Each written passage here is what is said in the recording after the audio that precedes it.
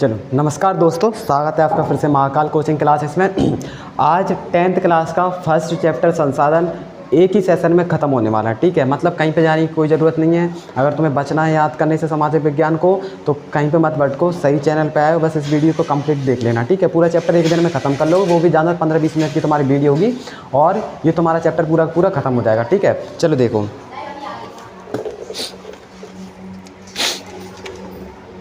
जो अपना चैप्टर है इसका नाम क्या हो जाएगा अपने मतलब 10th क्लास का अपन चैप्टर पढ़ेंगे आज। ठीक है, तो पार्ट 1 पढ़ रहे हैं अपन। ठीक है, और 10th का, और इसका नाम है अपने पास संसाधन। आज संसाधन पूरा अपन ख़त्म करेंगे। देखो इसको ख़त्म ही होना है, मतलब कि पूरा चैप्टर एक ही वीडियो में सारा देखो। चलो आ जाओ।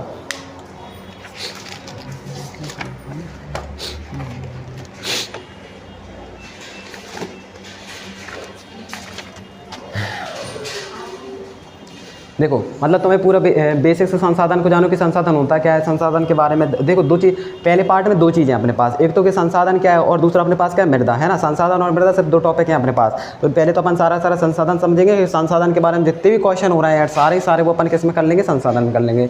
और दूसरा अपने पास मृदा है, तो सारी तरीके की अपन मृदाएं पढ़ लेंगे, तो अपना ये सारा चैप्टर खत्म हो जाएगा। देखो सबसे पहले अपने पास क्वेश्चन क्या आता है कि संसाधन क्या है। ठीक है, सबसे पहले अपने पास जो टॉपिक आता है कि संसाधन क्या है। ठीक है, तो ऐसे अपन समझेंगे। तो सिंपल सी बात है, मैंने एक और वीडियो में भी इसे डाल रखा है कि संसाधन क्या होता है। भाई ऐसी कोई सी वस्तु जो मानव के काम में आ जाएगी वो क्या कहलाएगी, अपने पास संसाधन कहलाएगी, है ना। कि मैं जैसे मान लो कोई भी अगर तुम्हारे पास कोई भी चीज़ है वो तुम्हारे काम में आ रही है, ठीक है, तो वो क्या कहलाएगा, संसाधन कहलाएगा। तो वही अपन इस लैंग्वेज में लिखेंगे। इसका आंसर देखो क्या हो जाएगा, देखो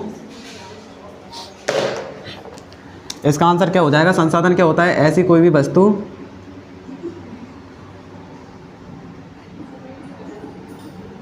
जो मानव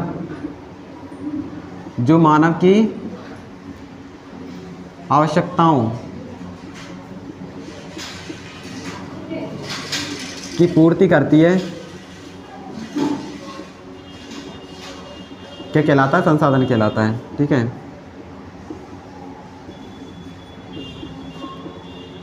देखो मतलब अपना क्वेश्चन क्या था कि भाई संसाधन क्या है, तो अपन ने इसका आंसर दे दिया। भाई संसाधन ऐसी कोई सी वस्तु जो मानव के काम में आ रही है वो कहलाएगा संसाधन। इसमें कोई समस्या नहीं होनी चाहिए, है ना। आ रहा है ना समझ में कि भाई संसाधन क्या होता है, ऐसी कोई सी वस्तु जो मानव की आवश्यकताओं की पूर्ति करती है, संसाधन कहलाती है। मान लो कि अपन ये कुर्सी है, कुर्सी अपने कौन सी आवश्यकता पूरी कर रही है, बैठने की। ठीक है, तो ये भी क्या कहलाई है, संसाधन। मतलब सारी जो चीज़ें जो अपने काम में आ रही है वो सारी चीज़ें क्या हो जाएंगी, अपने पास संसाधन हो जाएंगी। अगला टॉपिक देखो। ठीक है, अगला टॉपिक अपने पास क्या है कि भाई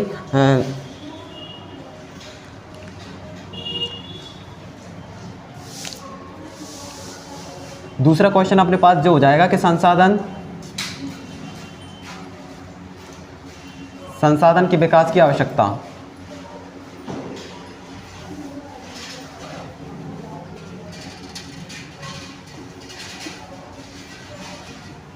चलो देखो मतलब कि अपने पास दूसरा क्वेश्चन क्या आता है कि संसाधन के विकास की आवश्यकता। मान लो कि अपने पास कोई संसाधन है, ठीक है, अपने पास कोई वस्तु है, अपने पास कोई संसाधन है, अब उसका विकास क्यों जरूरी है। ठीक है, तो ये क्वेश्चन हो गया। तो देखो संसाधन के विकास की आवश्यकता क्यों पड़ेगी।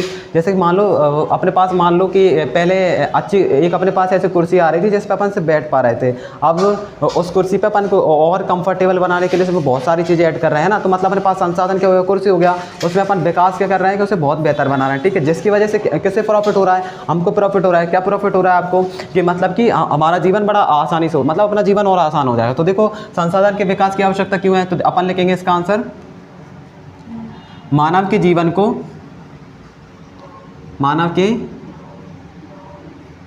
को और सरल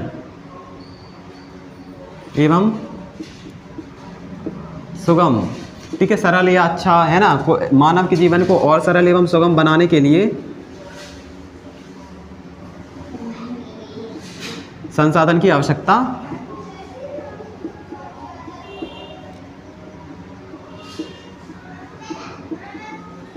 देखो मेरी बात सुनो पहले तो। देखो अगर तुम्हें जैसे मान लो ये सारे जो आंसर है ना, तुम्हें वैसे तो घर पे याद करने की कोई ज़रूरत नहीं पड़ेगी, बस इसको नोट करो, ठीक है, और घर पे एक बार पढ़ लेना, तुम्हारा पूरा क्लियर हो जाएगा, कोई भी ओवर दिमाग लगाने की कोई ज़रूरत नहीं है, ठीक है। तो देखो क्वेश्चन क्या था कि संसाधन के विकास की क्यों आवश्यकता है, तो हमने लिखा है मानव के जीवन को और सरल एवं सुगम बनाने के लिए संसाधन के विकास की आवश्यकता है, ठीक है, संसाधन के विकास की आवश्यकता है। ये अपना सेकंड क्वेश्चन हो गया, इसे नोट कर लेना सारा, ठीक है, वीडियो को रोककर और बढ़िया अच्छे से नोट कर लेना। अब अगले क्वेश्चन पे आ जाओ। अब संसाधन के विकास में तीसरा क्वेश्चन नोट करो सब।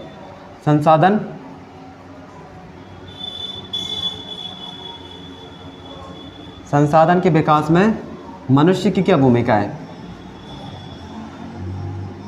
देखो संसाधन के विकास में मनुष्य की क्या भूमिका है।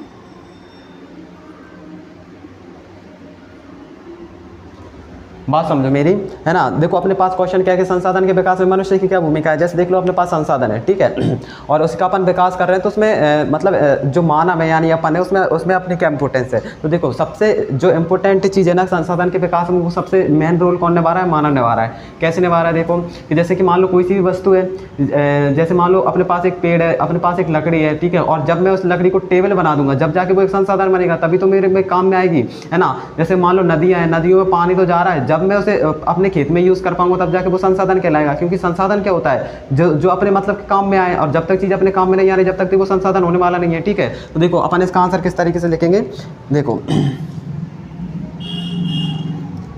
संसाधन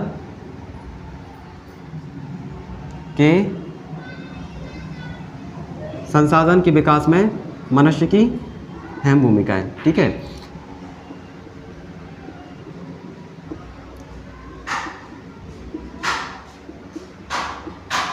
फिर संसाधन के विकास में मनुष्य की अहम भूमिका है, ठीक है। जब तक कोई वस्तु संसाधन नहीं कहलाती, जब तक मानव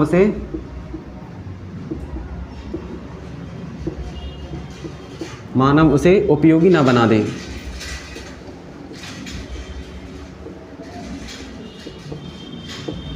ठीक है, मतलब देखो पहली लाइन अपन ने क्या लिखी कि संसाधन के विकास में मनुष्य की अहम भूमिका है। अहम भूमिका क्या है कि जब तक कोई वस्तु संसाधन नहीं कहलाती, जब तक मानव उसे मानव उपयोगी ना बना दे। जैसे कि मान लो बहुत सारी वस्तुएं, और जब उसे मानव अपने उपयोगी बनाएगा, तब जाके वो क्या कहलाएगी, संसाधन कहलाएगी, ठीक है। एक उदाहरण लिखेंगे, जैसे नदी का पानी जब तक संसाधन नहीं कहलाता, ठीक है, जैसे अपने पास नदी का पानी है, जब तक संसाधन नहीं कहलाता,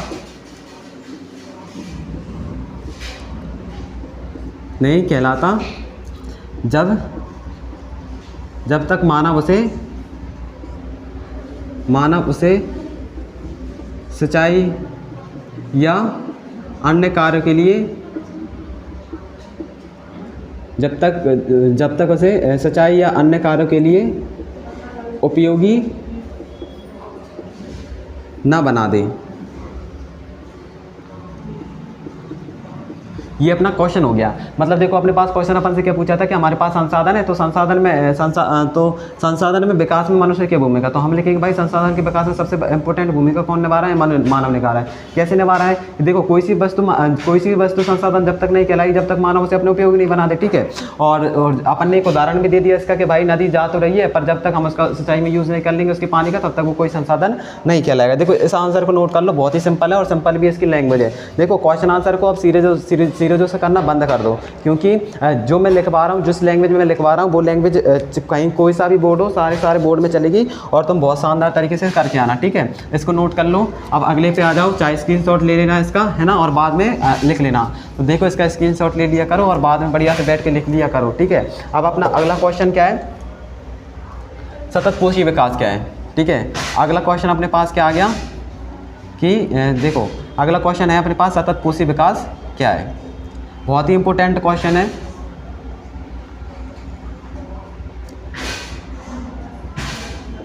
ठीक है, सतत पोषी विकास क्या है। है ना। देखो बहुत ही सिंपल टॉपिक और बहुत ही इम्पोर्टेंट टॉपिक है अपना ये।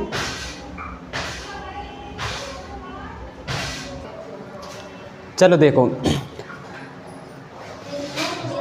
सततपोषी विकास क्या होता है ना। सततपोषी विकास क्या हो जाएगा अपने पास, जैसे कि मान लो अपने पास जो संसाधन है, ठीक है, अपने पास जो बहुत सारे संसाधन है, इनका अपन कैसे उपयोग करें, सावधानी पूर्वक उपयोग करें, है ना, कि जैसे इनका उपयोग बड़ी सावधानी पूर्वक उपयोग करें, सतर्कता पूर्वक उपयोग करें, है ना, ताकि इनका उपयोग हम भी नहीं बल्कि हमारी कौन कर सके, आने वाली पीढ़ी भी कर सके। तो देखो सततपोषी विकास क्या होता है, इसका आंसर लिखेंगे अपन संसाधनों का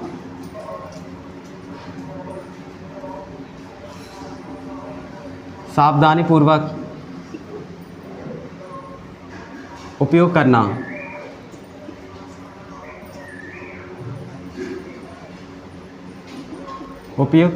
ताकि इनका उपयोग हम ही नहीं बल्कि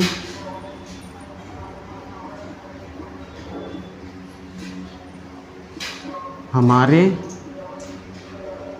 आने वाली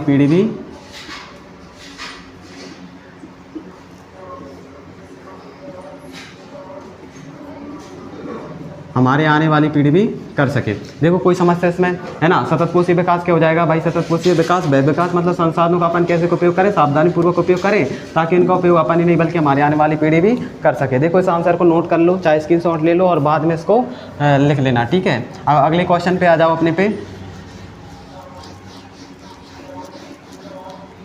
देखो अगला क्वेश्चन अपने पास क्या है कि संसाधन नियोजन क्या है, ठीक है। अगला टॉपिक अपने पास क्या है, संसाधन नियोजन।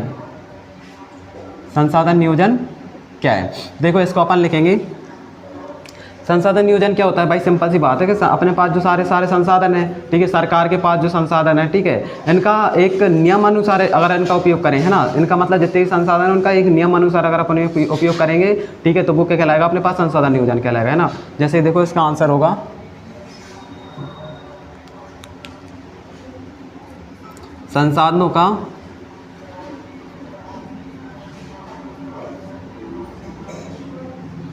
संसाधनों का उपयोग एक नियमावली के अनुसार करना, ठीक है, संसाधन नियोजन कहलाता है।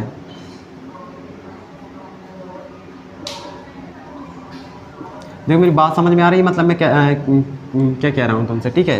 देखो संसाधन नियोजन क्या होगा, अपने पास जितने संसाधन है सारे संसाधनों का अपन उपयोग कैसे करें, मतलब एक नियमावली बना के, एक अपना पूरा एक नियम बना के इसका संसाधनों का अगर अपन उपयोग करेंगे तो वो क्या कहलाएगा अपने पास, संसाधन नियोजन कहलाएगा, ठीक है। संसाधन नियोजन क्या होगा कि हम हमारे पास जितने संसाधन है इनका उपयोग हम नियम के अनुसार करें तो ये क्या कहलाएगा अपने पास, संसाधन नियोजन कहलाएगा। अब अपने पास अगला क्वेश्चन आता है।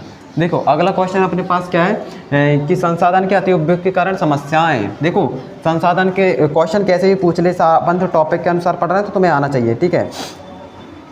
क्वेश्चन हो जाएगा संसाधन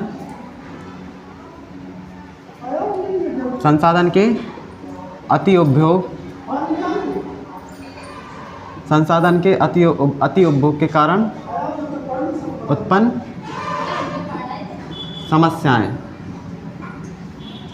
ठीक है। मान लो कि हमारे पास संसाधन उसने दे रखे हमें, ठीक है, मान लो कि हमें क्या है, हमारे पास बहुत सारे संसाधन है ना। अब इनका मतलब इनका अगर अपन ज़्यादा यूज़ करेंगे तो उसके कारण हमारे पास कौन कौन सी समस्या आएंगी वो देखो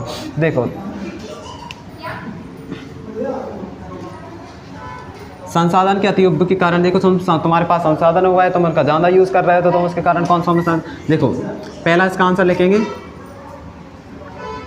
समस्त प्रकार के, देखिए संसाधन का उपयोग करेंगे अपन, ज़्यादा उपयोग करेंगे तो समस्त प्रकार के प्रदूषण उत्पन्न होंगे,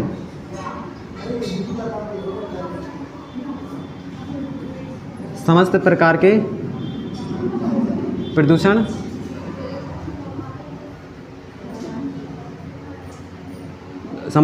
के प्रदूषण में वृद्धि होना प्रारंभ हो जाएगा,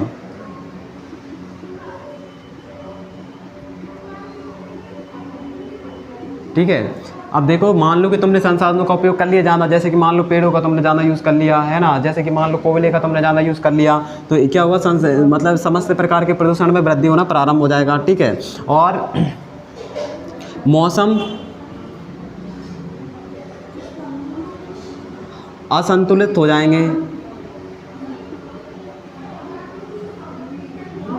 जैसे ही तुम संसाधनों का ज़्यादा यूज़ करोगे तो ये मौसम है सारा वो कैसे हो जाएंगे अनस्थिर। तो कभी भी वर्षा होने लगेगी, कभी भी टेम्परेचर बढ़ने लगेगा, टेम्परेचर इतना पड़ेगा कि भाई साहब कंट्रोल ही नहीं होएगा, है ना। इतनी ठंड पड़ेगी कि उसे अपन झेल ही नहीं पा रहा है। ठीक है, और जैसे देखो, और जैसे ही तुम संसाधनों का अति उपयोग करोगे, है ना, तो इसके कारण जैसे कि मान लो प्रकृति असंतुलित हो जाएगी।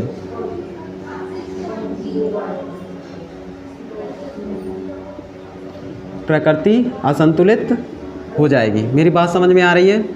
देखो, अपन ने तीन टॉपिक लिखे हैं, संसाधन के उपयोग के कारण कौन कौन सी समस्याएं होंगी। तो हम कह रहे हैं भाई, अगर हम संसाधनों का ज़्यादा उपयोग करेंगे तो इसके कारण पहली समस्या समस्त प्रकार के प्रदूषण में वृद्धि होने लगेगी।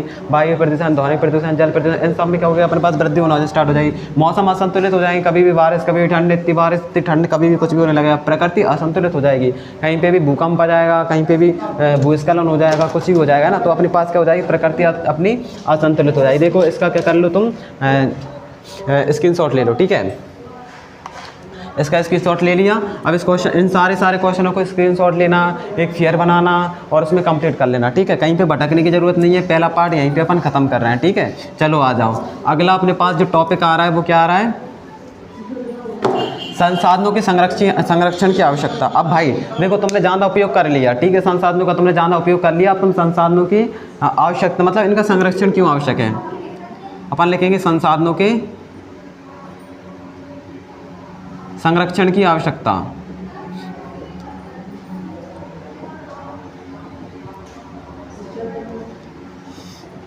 देखो, अपने पास संसाधन है तो इनका अपन को क्या करना है, तो संरक्षण करना है। ठीक है, और मतलब इनके संरक्षण की क्यों आवश्यकता है, तो अपन लिखेंगे, देखो, संसाधन संरक्षण की आवश्यकता में पॉइंट लिखेंगे। पहला पॉइंट कि भाई प्रकृति को संतुलन बनावे के लाने। ठीक है, प्रकृति के संतुलन को बनाए रखने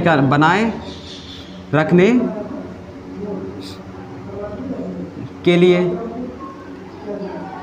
मतलब देखो, संसाधन के संरक्षण की हमें आवश्यकता क्यों है। पहली आवश्यकता हमने क्या लिख दी कि प्रकृति, इससे हमारा क्या हुआ, प्रकृति का संतुलन बनेगा। ठीक है, दूसरा अपन क्या लिखेंगे कि जैसे कि मान लो हमारे आने वाली पीढ़ी भी इसका उपयोग करेगी, इसका उपयोग कर पाएगी। हमारे आने वाली पीढ़ी भी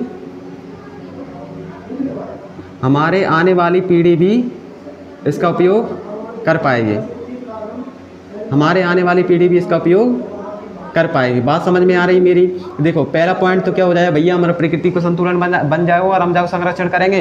दूसरा कि हमारे जो आगे जो पीढ़ी आएगी वो भी इसका क्या कर पाएगी, इन संसाधनों का उपयोग कर पाएगी। ठीक है, दूसरा, जैसे कि मान लो मानव जीवन, और जैसे हमने इनका संरक्षण किया तो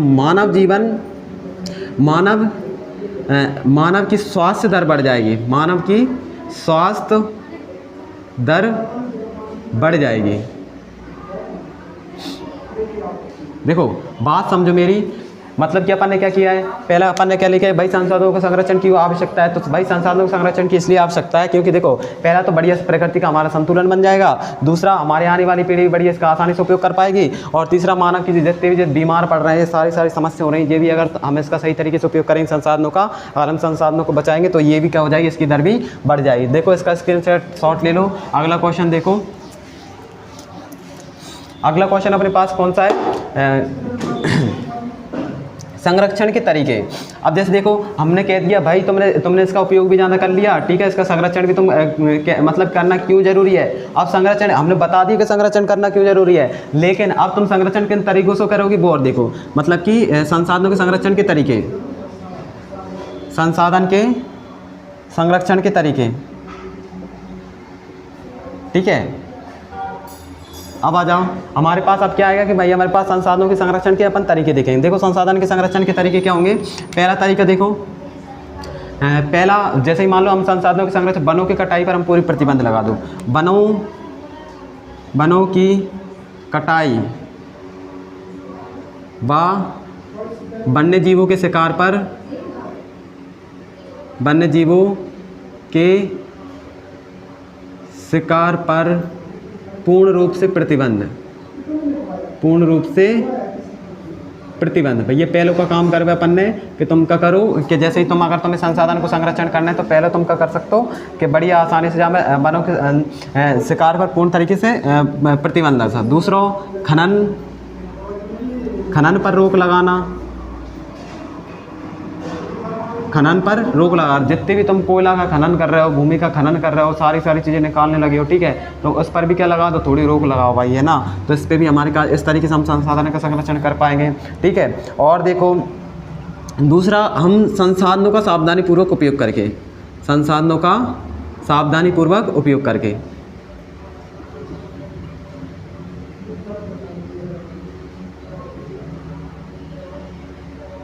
देखो बात समझ में आ रही मेरी। मतलब अपने पास क्वेश्चन क्या है कि भाई हम संसाधन संरक्षण तो हम समझ गए कि कैसे करेंगे, किन तरीके से करेंगे बोल।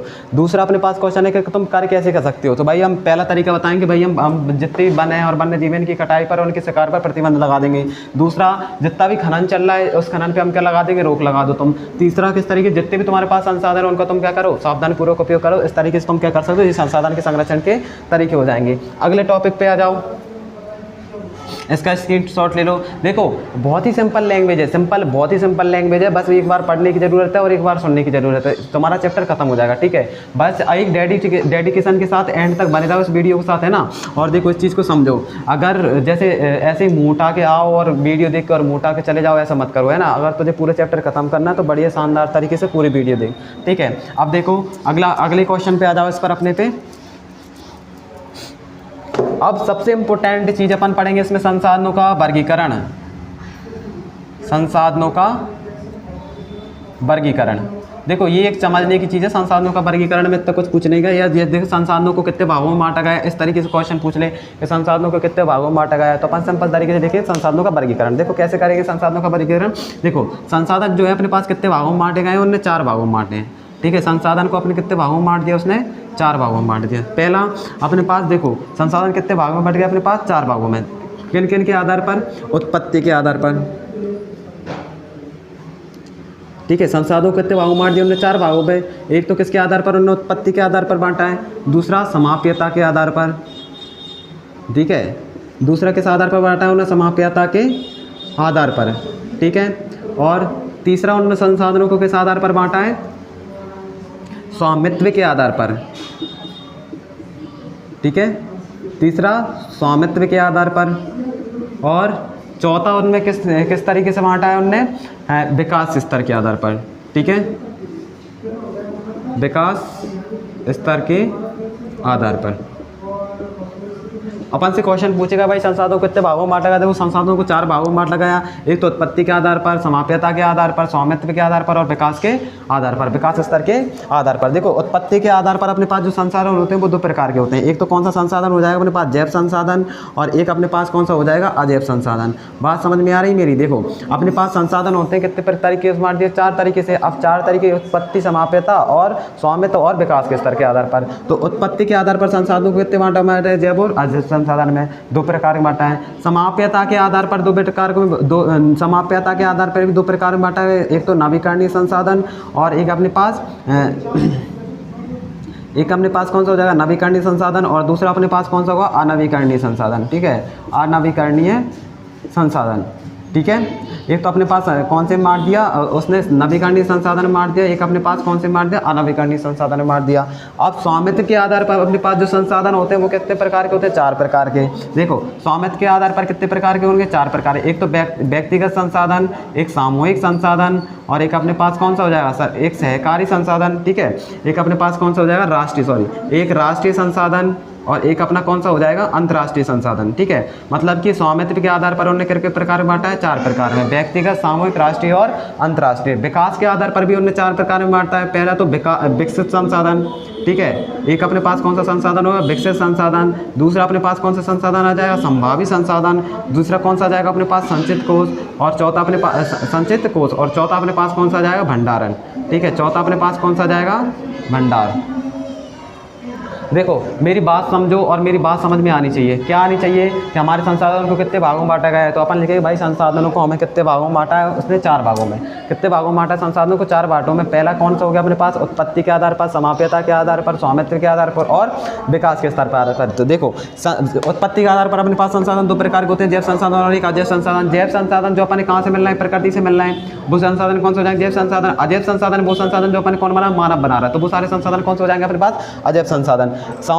समाप्यता के आधार पर 2 प्रकार के हो जाएंगे, नवीकरणीय और अनवीकरणीय संसाधन। नवीकरणीय संसाधन बिना वे संसाधन जैसे कि मान लो एक बार उपयोग कर ले अपन दोबारा बड़ी आसानी से मिल जाए, है ना। बात समझो मेरी। नवीकरणीय संसाधन कौन से हो जाएंगे? वे संसाधन जिनका अगर मैं एक बार उपयोग करूंगा और मुझे दोबारा पाने में मुझे बहुत कम समय लगेगा और बड़ी आसानी से कर लूंगा। और एक अपने अनवीकरणीय संसाधन। अनवीकरणीय संसाधन वे संसाधन होंगे जिनका मैं एक बार उपयोग करूंगा और पुनः पाने में मुझे बहुत समय लगेगा, है ना। बात समझ में आ रही है? अनवीकरणीय संसाधन कौन सा संसाधन जिनका अगर मैं एक बार उपयोग करूंगा तो दोबारा मुझे उन्हें पाने में हजारों और लाखों वर्ष का समय लगेगा। जैसे कि मान लो कोयला है, कोयला तुम एक बार यूज कर लो तो वहां पे दोबारा कोयला बनने में हजारों और लाखों सालों का समय लगेगा। स्वामित्व के आधार पर अपने पास कौन सा संसाधन? 4 प्रकार के। व्यक्तिगत संसाधन जो खुद के संसाधन है, सामूहिक संसाधन दो चार लोगों के संसाधन है। सरकार जैसे कि मान लो अपने राष्ट्रीय संसाधन जो हमारे भारत के संसाधन है, अंतर्राष्ट्रीय संसाधन जो अपन भारत में दूसरे देश से आए। बात समझ में आ रही है मेरी? क्या आ रही है? स्वामित्व के आधार पर अपने पास संसाधन कितने प्रकार के होंगे? 4 प्रकार के। व्यक्तिगत संसाधन कौन सा? खुद का संसाधन हो गया, ठीक है। और अपने पास सामूहिक संसाधन 2-4 लोगों का मिलकर एक संसाधन होगा, वो कौन सा हो जाएगा अपने पास? सामूहिक संसाधन। और तीसरा अपने पास राष्ट्रीय संसाधन भाई, जो अपने मतलब कि अपन को किसी जो अपने देश के पूरे देश के संसाधन है वो कौन संसाधन हो जाएगा अपने पास? राष्ट्रीय संसाधन। अंतर्राष्ट्रीय संसाधन जो अपने दूसरे देश से अपने देश में आ रहा है वो सारे संसाधन कौन से हो जाएंगे? अंतर्राष्ट्रीय संसाधन। विकास के आधार पर भी अपने पास संसाधनों कितने भागों में बांटा गया? 4 भाग। एक तो विकसित संसाधन, जो संसाधन विकसित हो चुके हैं, ठीक है, मतलब पहले कुछ और था और कुछ अब वो चेंज हो गए तो वो विकसित संसाधन हो गए। दूसरा संभावित संसाधन, यानी हम ऐसी संभावना लेके आ रहे हैं कि हमारे पास वो संसाधन हमारे पास आएंगे, ठीक है, तो वो संसाधन कौन से हो जाएंगे अपने पास? संभावित संसाधन। और संचित कोष, मतलब संचित कोष और भंडारण। संचित कोष और भंडारण कुछ ऐसे संसाधन हो, संचित कोष में वो भंडारण वो जाएंगे कि हम इन्हें रखें और आगे हम इनका यूज करेंगे। भंडारण जिनका हम यूज करते हैं जब हमें आवश्यकता पड़ती है। तो ये सारा संसाधनों का वर्गीकरण था। देखो संसाधनों का वर्गीकरण बहुत ही इंपॉर्टेंट है इस चैप्टर में और ये आना ही आना चाहिए, है ना। अब देखो अब इस टॉपिक में अपन कुछ भूमियां और पढ़ेंगे इसमें। देखो अब अपने देखो संसाधन खत्म हो चुका है, मतलब संसाधन याद रखो, संसाधन खत्म हो गया। इसका मतलब ये है कि अगर इस चैप्टर में से 10 नंबर का आ रहा है तो 5 नंबर तुमने खत्म कर ली, वही 15 मिनट में, 15 से 20 मिनट में ना। अब इसमें एक और टॉपिक अपने पास कौन सा आ जाएगा? मृदा आ जाएगा। तो देखो मृदा को अपन यहीं पे खत्म करेंगे, आज खत्म करके जाएंगे। भाई मृदा क्या होती है? तो देखो मृदा क्या, पहले तो ये समझो कि मृदा की डेफिनेशन पूछेगा तो मृदा क्या होगी अपने पास? भूमि होगी, ठीक है। भूमि की जो ऊपरी परत होगी उसको अपन क्या बोलेंगे? मृदा बोलेंगे। बात समझ में आ रही मेरी? मृदा की डेफिनेशन हो गई। क्या डेफिनेशन है कि सर हमारे पास जो भूमि है, भूमि की जो ऊपरी परत है, यानी ऊपरी परत में जो कंकड़ वगैरह और जो कुछ मिट्टी है उसको अपन क्या बोलेंगे? मृदा बोलेंगे, ठीक है। ये समझ में आ गया। अब मृदा के प्रकार पढ़ेंगे। सबसे इंपॉर्टेंट चीज इसमें क्या है कि मृदा के प्रकार पढ़ेंगे। भाई मृदा तो हमने पढ़ लिया कि मृदा की डेफिनेशन लिख लो कि भूमि की ऊपरी परत को मृदा कहते हैं। इसकी डेफिनेशन क्या हो जाएगी? देखो इसका क्वेश्चन क्या हो जाएगा? मृदा क्या है? तो इसकी डेफिनेशन होगी अपने पास भूमि की ऊपरी परत को, भूमि की, देखो भूमि की ऊपरी परत को अपन क्या बोलते हैं? मृदा कहते हैं। भूमि की ऊपरी परत को मृदा कहते हैं। ये अपने पास क्या हो गई? डेफिनेशन हो गई। अब अपन पढ़ देंगे मृदा का वर्गीकरण, ठीक है। मृदा का वर्गीकरण यानी मृदा को कितने भागों में बांटा गया है वो सारा अपन इसमें पढ़ेंगे। तो देखो मृदा की डेफिनेशन नोट कर लेना इसमें से। अब देखो वर्गीकरण अपन पढ़ेंगे तो देखो मृदा बहुत प्रकार की होती हैं, तो देखो सारी अपन इसमें पढ़ेंगे। पहली मृदा आ जाएगी अपने पास कौन सी पे? आ जाओ जलोढ़ मिट्टी पे। देखो जलोढ़ मिट्टी सबसे ज़्यादा आने वाला क्वेश्चन है, 10th क्लास में बहुत बार पूछता है, इस बार भी पूछ सकता है। देखो जलोढ़ मिट्टी के बारे में अपन पढ़ेंगे। भाई जलोढ़ मिट्टी क्या होती है? तो देखो लिखो, यह मृदा उत्तरी भागों में पाई जाती है। जलोढ़ मिट्टी क्या होती है? जलोढ़ मिट्टी हो जाएगी अपने पास, ठीक है। तो यह मृदा कहाँ पे पाई जाएगी? यह मृदा उत्तरी भागों में पाई जाती है, ठीक है। यह मृदा कहाँ पे पाई जाएगी? उत्तरी भागों में पाई जाती है, ठीक है। जलोढ़ मृदा कौन सी हो जाएगी? वह मृदा जो कहाँ पे पाई जा रही है? उत्तरी भागों में पाई जाती है। दूसरा, इस मृदा में रेत, सिलिका एवं मृत्तिकाएं पाई जाती हैं, ठीक है। कंकड़ वगैरह, रेत, देखो रेत, कंकड़, ये सब कुछ इस मृदा में पाया जाता है, ठीक है। मृत्तिकाएं पाई जाती हैं। दूसरी चीज़ इसमें क्या हो गई अपने पास कि इसमें और क्या पाया जाएगा? इसमें इस मृदा में देखो पोटास फॉस्फोरस तथा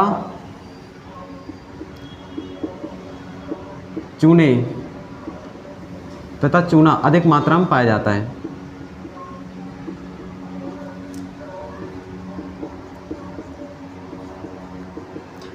इससे सिंपल कोई लैंग्वेज नहीं हो सकती। बढ़िया से लिखो, फियर बनाओ और पढ़ो, ठीक है, और कुछ नहीं करना है ना। देखो, और इसमें मुख्य रूप से कौन कौन सी फसल उगाई जाती है? गेहूँ, चावल। इसमें मुख्य रूप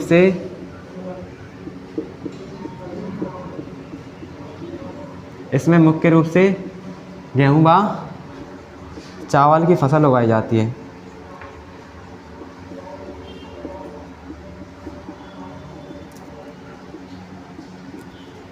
देखो, बात समझ में आ रही मेरी। देखो, जलोढ़ मृदा के बारे में अपन ने सब कुछ पढ़ लिया। क्या पढ़ लिया भाई? एक तो जो उत्तरी मैदानों में पाई जा रही है, ठीक है, इसमें क्या पाया जाएगा? अरे कुछ कंकड़, रेत, मृतिका, सिलिका, ये सब कुछ पाया जाता है। फॉस्फोरस होता है, इसमें पोटास होता है और चूने की बहुत मात्रा में पाया जाता है। इसमें सबसे ज़्यादा अपन कौन सी फसल उगा रहे हैं? अपन गेहूँ, चावल और कपास, इनकी अपन क्या करते हैं? इन जलोढ़ मृदा में इन फसलों का अधिक उगाते हैं। क्यों उगाते हैं? क्योंकि भैया इनमें पैदावार भी बहुत अधिक हो रही है, ठीक है। ये सारा इसका स्क्रीनशॉट ले लेना। और देखो, अगले पे आ जाओ। अगली और मृदा पढ़ेंगे, फिर अगला सेशन अपन कर रखेंगे, ठीक है। अब अगले क्वेश्चन अपने पास क्या है? काली मृदा। अब अपन लिखेंगे काली मृदा। अगला टॉपिक क्या अपने पास? काली मृदा। ये भी अपन सेम टू सेम करें, इसके कोशिश करें कि अपन इसके जैसे ही बना सके। तो देखो, यह मृदा दक्कन। देखो, यह मृदा दक्कन के पठारी क्षेत्रों में पाई जाती है, ठीक है। ये मृदा दक्कन के पठारी क्षेत्रों में पाई जाती है, ठीक है। और यह मृदा दक्कन के पठारी क्षेत्रों में पाई जाती है। और क्या करेंगे इसमें? देखो, इस मृदा में महीन कण पाए जाते हैं, ठीक है, यानी छोटे छोटे कण पाए जाते हैं। इस मृदा में महीन कण पाए जाते हैं, ठीक है। दूसरी चीज़ क्या लिखेंगे? और आ जाओ,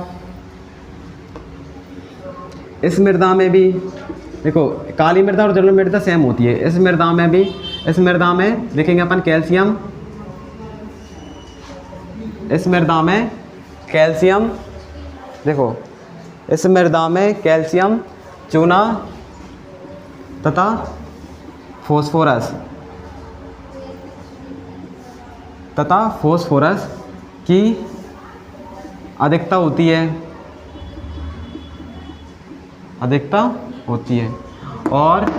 और इसमें सबसे, जैसे मान लो, इस मृदा में सबसे ज़्यादा कौन सी खेती की जाती है? इस मृदा में मुख्य रूप से कपास उगाया जाता है। इस मृदा में मुख्य रूप से क्या उगाया जाता है? कपास उगाया जाता है। देखो भाई, ये हो गई सिंपल लैंग्वेज। सारे बच्चे सोचते रहते हैं ना जाने लैंग्वेज कहाँ से आएंगे, क्या होगा, कुछ नहीं होगा, ठीक है, सब कुछ यहीं से होगा। क्या पढ़ेंगे अपन ने? देखो, अपन ने कौन सी मृदा पढ़ी? जलोढ़ मृदा। देखो, जलोढ़ मृदा में अपन ने क्या पढ़ा है कि भैया ये मृदा है ना, जलोढ़ मृदा में अपन को क्या क्या मिल रहा है, क्या हो रहा है? तो वो सारी जलोढ़ मृदा अपन को कम मिल रही है, उत्तरी भागों में मिल रही है, ठीक है। इसमें चूड़े, रेत में कण, ये सब कुछ पाया जा रहा है जलोढ़ मृदा में, है ना। और ये इसमें जैसे कि मान लो मुख्य रूप से गेहूँ और चावल की फसल उगा रहे हैं, चूना बहुत होता है इसमें, phosphorus, calcium. Same to same अपने पास काली मृदा, ये भी दक्कन के पठारी क्षेत्रों में पाई जाती है, ठीक है। इसमें भी महीन कण पाए जाते हैं, ठीक है। और इस मृदा में कैल्शियम, चूना तथा फॉस्फोरस की अधिकता होती है। और ये इस फसल में मुख्य रूप से इसमें मतलब कपास की फसल उगाई जाती है इस मिट्टी में। तो देखो, बात समझो मेरी। आज का टॉपिक, आज की जो क्लास है अपन यहीं पे खत्म करेंगे। इसका स्क्रीनशॉट ले लो, ठीक है। आज की क्लास अपन यहीं पे खत्म करेंगे। सिर्फ 2 टॉपिक और रहे हैं मृदाओं के, तो अगले सेशन में सारा खत्म कर देंगे। कहीं पे नहीं भटकने की जरूरत है। पूरा का पूरा जितना लिखवाया हो स्क्रीनशॉट ले लो, उसके नोट करो और सारा नोट्स बनाओ उसके, ठीक है। फियर बनाओ, फियर वर्क कंप्लीट करो। और देखो, अगर तुम पढ़ना है तो बिल्कुल सही तरीके से पढ़ो, सही जगह पे, और दूसरी जगह भटको मत, है ना। अगर जैसे तुम चाहते हो कि मुझे सोशल साइंस इस बार याद नहीं करना, तो भाई तू बिल्कुल सही जगह पे सिंपल से लैंग्वेज लेके आएंगे, सिंपल तरीके से तो समझाएंगे, सब कुछ तुझे याद हो जाएगा। और दिमाग लगाने की जरूरत नहीं है। बस मिट्टियाँ थोड़ी और रहेंगी, वो अपन कल खत्म कर देंगे। ये अपना चैप्टर खत्म हो जाएगा। दिमाग लगा, तूने 2 दिन पढ़ा, 2 दिन में तेरा पहला चैप्टर खत्म हो गया। 10, 20, 30 दिन पढ़ेगा और तेरा पूरा कोर्स खत्म हो जाएगा। इसकी चिंता मत करो। बस जो पढ़ा रहे हैं उसे आंखें बंद करके ध्यान से सही तरीके से पढ़ो, ठीक है। Thank you.